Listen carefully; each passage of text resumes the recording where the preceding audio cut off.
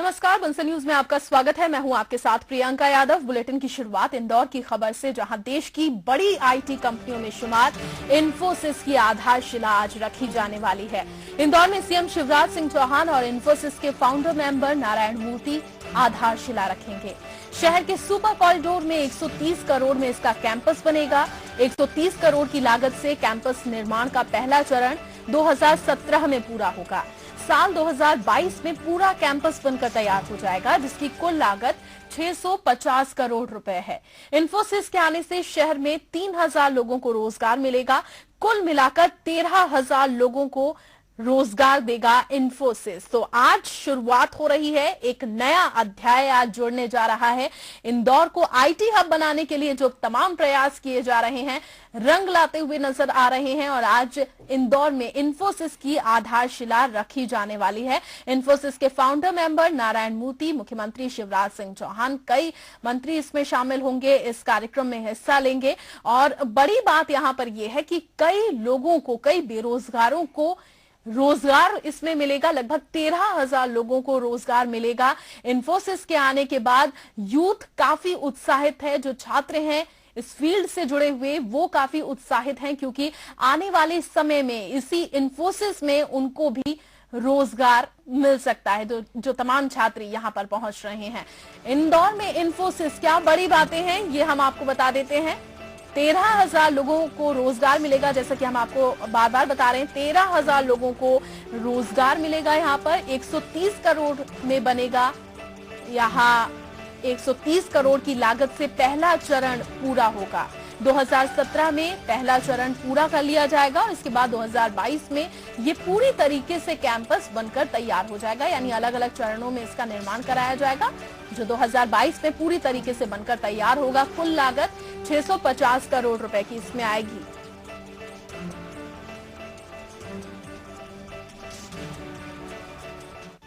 तो इंदौर में इन्फोसिस की आधारशिला कुछ ही देर के बाद रखी जाने वाली है। जायजा लिया हमारे संवाददाता वसीम अहमद ने।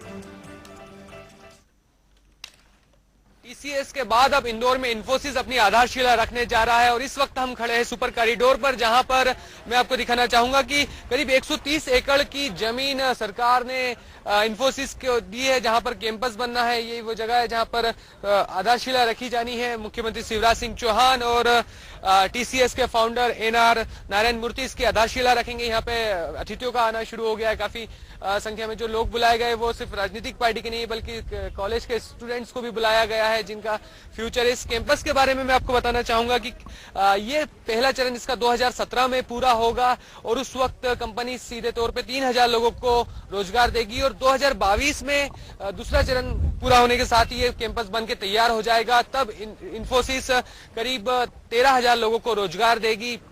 इसमें बताया जा रहा है कि सिर्फ कॉलेज जो आईटी इंडस्ट्री से जुड़े स्टूडेंट्स को ही नहीं बल्कि मैनेजमेंट और अकाउंट से जुड़े स्टूडेंट्स को भी रोजगार मिलेगा। अप्रत्यक्ष रूप से भी कई लोगों को रोजगार मिलेगा। कुछ स्टूडेंट्स हमारे साथ में हैं, हम उनसे जानेंगे। बताइए कि किस तरह से क्या उम्मीद कर रहे हैं आप टीसीएस के आने की? टीसीएस के आने पे हमें उम्मीद है कि इंदौर में ज्यादा से ज्यादा लोगों को रोजगार मिलेगा। सिर्फ इंदौर ही नहीं बल्कि आसपास के जितने छोटे शहरों के बच्चे और एस्पायरिंग स्टूडेंट्स आते हैं, हमें फुल उम्मीद है कि ऐसे इन्फोसिस, टीसीएस जैसे अलग अलग कंपनी से हम सभी को जॉब अपॉर्चुनिटीज दे पाएंगे। अब मतलब बाहर जो जाते थे, बेंगलुरु या पुणे जाते थे, उसका सब टेंशन खत्म हो जाएगा। हाँ, सेंट्रल इंडिया में कोई बहुत बड़ा आईटी सेंटर नहीं था। अब इंदौर, जैसे आजकल हम मिनी बॉम्बे कहते हैं, वैसे आसपास के सेंट्रल इंडिया के लोग यूजुअली चंडीगढ़, दिल्ली, पुणे, बेंगलोर जाते थे, पर अब इंदौर एक बड़ा सेंटर इमर्ज हो रहा है। तो इसलिए हम उम्मीद कर सकते हैं कि सभी आसपास के क्षेत्रों में इंदौर एक बड़ा नाम इन कंपनियों के थ्रू बढ़ेगा। तो यानी इंदौर में जो प्रतिभा थी, जो अब तक के जाती थी बेंगलोर में या पुणे में या फिर अन्य जगह पर, अब उनको अपने ही शहर में रोजगार मिलेगा। इस कैंपस के बारे में मैं आपको बताना चाहूंगा कि करीब 650 करोड़ का ये प्रोजेक्ट है। शुरुआत में जब ये पहला चरण पूरा होगा तो कंपनी करीब 225 करोड़ रुपए का कारोबार करेगी और उसके बाद अगले 3-5 साल बाद 805 करोड़ रुपए का रोजगार करेगी। इस वक्त अतिथि के तौर पे यहाँ पे विधायक जीतू पटवारी आए हैं। विधायक जी, क्या कहेंगे आप इस प्रोजेक्ट के बारे में? बिल्कुल, बहुत ढेर सारी शुभकामनाएं। इंदौर के लिए एक अच्छी सौगात है। मैं समझता हूँ पहला कदम है आईटी के क्षेत्र में इंदौर के नाम को स्थापित करने के लिए पूरे वर्ल्ड में। इस तरीके से रोजगार अपनी जगह है ही, पर इसके साथ साथ इंदौर का जिस तरीके का बढ़ता हुआ इंदौर, उभरता हुआ इंदौर, एक ताकतवर इंदौर, आर्थिक जगत में अपना नाम बनाने वाला इंदौर, उसका पहला पायदान मैं समझता हूं कि ये चालू हुआ है। मैं नारायण मूर्ति जी को, इन्फोसिस को, सारे उनके स्टाफ मेंबर्स को सबको धन्यवाद भी दूंगा और उन्होंने इंदौर का चयन किया, इसके लिए उनको ढेर सारी शुभकामनाएं। इंदौर में प्रतिभा विकास के लिए जो स्टूडेंट्स इस लेवल पे हो कि इन्फोसिस जैसे बड़े संस्थान में काम कर सके, क्या लगता है आपको कि हमें अपने शिक्षण संस्थानों में क्या करना चाहिए? कोशिश ये होनी चाहिए। मैं उस मानने में दिमागी रूप से अपने सोच का थोड़ा उदार रखता हूँ, पर इंदौर में चूंकि आया तो मैं समझता हूँ इंदौर ही सबसे महत्वपूर्ण, इंदौर के लोगों को पहले अवसर मिलेगा, मध्य प्रदेश के लोगों को पहले अवसर मिलेगा और साथ ही साथ संस्थान में जो योग्यता है उसका निर्धारण तो महत्वपूर्ण है, उसके साथ ही काम होगा। तो इस क्षेत्र को स्पेशल इकोनॉमिक जोन घोषित कर दिया गया है। एक बात और जहां पे विधायक जीतू पटवारी ने कही है, रोजगार को लेके ये तय हो चुका है कि करीब 50% लोगों को 50% स्थानीय युवाओं को रोजगार मिलेगा। कंपनी 13,000 जो रोजगार देगी उसमें से करीब 7,500 करीब 6,500 रोजगार यहाँ के युवाओं को दिया जाएगा। विधायक उषा ठाकुर जी यहाँ पे पहुंची है, बताइए मैडम क्या कहेंगे आप इस प्रोजेक्ट? ये अद्भुत सौगात है इंदौर को मिली हुई। आईटी क्षेत्र से जुड़े हमारी प्रतिभाएं जो पूरे देश में भटकती फिरती थी, आज सब अपने घर परिवार में चैन और अमन के साथ रह पाएंगे और बच्चों की प्रतिभाओं का लाभ यहाँ मिलेगा, रोजगार भी उनको यहीं उपलब्ध होगा। इससे अच्छी कोई बात और हो नहीं सकती है। सरकार के प्रयास है, टीसीएस हो चुकी है, इन्फोसिस हो चुकी है, अब और किस तरह की डिमांड आप रखती है अपने शहर के विकास के लिए? निरंतर लगे ही हुए हैं कि रोजगार में वृद्धि बहुत ही आवश्यक है। हम देख रहे हैं कि शिक्षित युवा यदि उसको कामकाज ठीक प्रकार से नहीं मिले तो वो कुंठाओं का, डिप्रेशन का शिकार होता है और हम देख रहे हैं कई बच्चे रोजगार नहीं पाने की स्थिति में बहुत विषाद पूर्ण स्थिति से भी गुजरते हैं। तो निसंदेह भाई कैलाश जी, हमारे मुख्यमंत्री भाई शिवराज सिंह जी चौहान, वो तो बिल्कुल स्वर्णाक्षरों में मध्य प्रदेश के इतिहास को लिखना चाहते हैं। बात नर्मदा शिप्रा के मिलन की हो या फिर इस प्रकार की रोजगार कंपनियों को लाने की हो कि हमारा युवा उत्साह से अपनी संपूर्ण शक्ति और सामर्थ्य के साथ अपनी प्रतिभा का समर्पण प्रदेश के लिए और देश के लिए यहीं से कर पाएगा। यानी बात चाहे नर्मदा शिप्रा लिंक की हो या फिर आईटी कंपनी के आने की, कहीं ना कहीं ये प्रदेश के दिन बदलने की बात है और युवाओं को कुंठा से निकल के एक अच्छी जिंदगी जीने के लिए प्रेरित करता है। एक बार फिर मैं आपको इस कैंपस के अंदर ले जाना चाहूंगा और बताना चाहूंगा कि ये जो कैंपस बनेगा, ये असल में इसके बनाने के लिए खास तौर पर जो डिजाइन तैयार की गई है कि अंदर ही फूड कोर्ट बनेगा, 3 ब्लॉक बनेंगे, एक प्रशासनिक ब्लॉक होगा और उसके बाद 2 अन्य गतिविधियों के लिए ब्लॉक होंगे।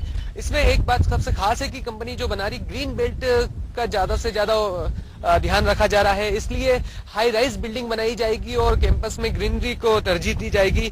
कार्यक्रम को लेकर काफी लोगों में उत्साह है और जनप्रतिनिधियों से लेकर आम लोग और युवाओं तक में इस बात को उत्साह है कि इस तरह की कंपनी आने के बाद यहाँ पर रोजगार बढ़ेगा, आर्थिक रूप से शहर विकसित होगा और टीसीएस और इन्फोसिस मिला के कुल 23,000 लोगों को यहाँ पर रोजगार मिलेगा। कैमरामैन केशव मराठा के साथ वसीम अहमद, बंसल न्यूज, इंदौर। तो कुछ ही देर के बाद आधारशिला रखी जाएगी इन्फोसिस की। मुख्यमंत्री शिवराज सिंह चौहान और इन्फोसिस के फाउंडर मेंबर नारायण मूर्ति इसकी आधारशिला रखेंगे। बात करेंगे, नगरीय प्रशासन मंत्री कैलाश विजयवर्गीय हमारे साथ जुड़ चुके हैं। कैलाश जी, बहुत स्वागत है आपका बंसल न्यूज में। मध्य प्रदेश सरकार की कोशिशें लगातार रंग लाती नजर आ रही हैं। अभी 6 महीने पहले टीसीएस और उसके बाद अब इन्फोसिस की आधारशिला रखी जाने वाली है। बहुत ही बड़ी सौगात इंदौर के लिए। My pleasure. आइए, Sanjay Dubey, divisional commissioner Sanjay Dubey, Vipin Maheshwari IG. या हाँ जी, माफ करिएगा, मैं अतिथियों को यहाँ पर अगवानी कर रहा हूँ। ये पूरे शहर ही नहीं, मध्य प्रदेश के लिए बहुत गर्व की बात है। मैं नारायण मूर्ति जी के साथ में ही खड़ा हूँ और मेयर साहब आ गए। सॉरी, मेयर आपसे जी कैलाश जी, कितनी देर में कार्यक्रम शुरू होने वाला है?